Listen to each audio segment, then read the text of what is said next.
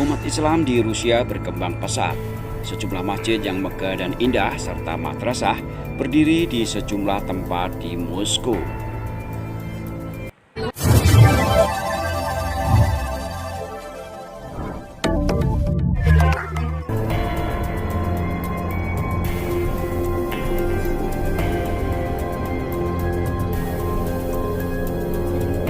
Rusia yang kini menjadi perbincangan penduduk dunia ternyata memiliki bangunan megah bersejarah, yaitu sejumlah masjid katedral yang berada di ibu kota Moskow, Rusia.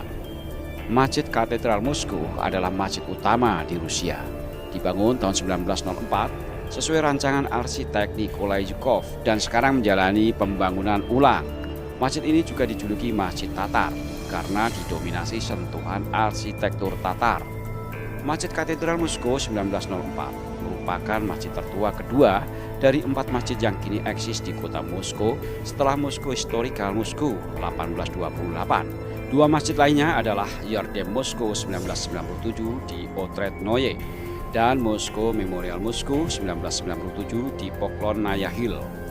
Sebuah masjid yang sangat klasik lengkap dengan kubah besar dan menara. Keseluruhan dana pembangunan masjid ini ditanggung sendiri oleh saudagar muslim kota Moskow bernama Saleh Yusupovich Ersin. Nama katedral untuk menyebut sebuah masjid besar memang terdengar sangat aneh bagi kebanyakan umat Islam di Indonesia.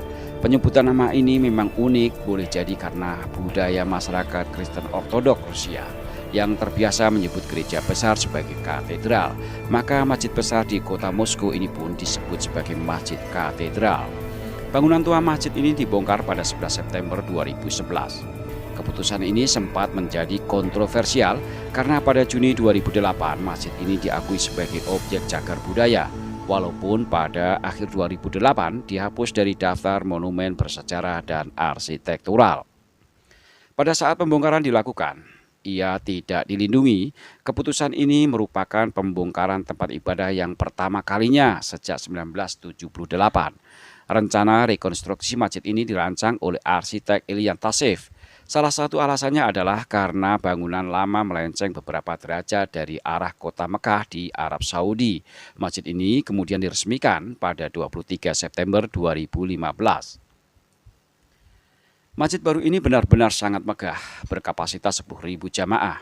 Presiden Rusia Vladimir Putin, Recep Tayyip Erdogan, Presiden Turki, dan Mahmud Abbas dari teritori Palestina bersama dengan para pemimpin muslim setempat berpartisipasi dalam upacara peresmian masjid tersebut.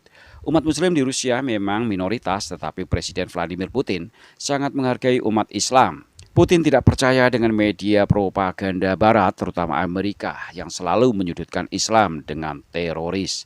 Seperti sering dikatakan Putin dalam pidatonya, teroris itu sebutan Amerika untuk memecah belah muslim, agar terjadi gesekan dan bisnis senjatanya bisa berputar. Dan salah satu teroris ciptaan Amerika adalah ISIS, dan ISIS bukan Islam. Demikian seperti kata Putin.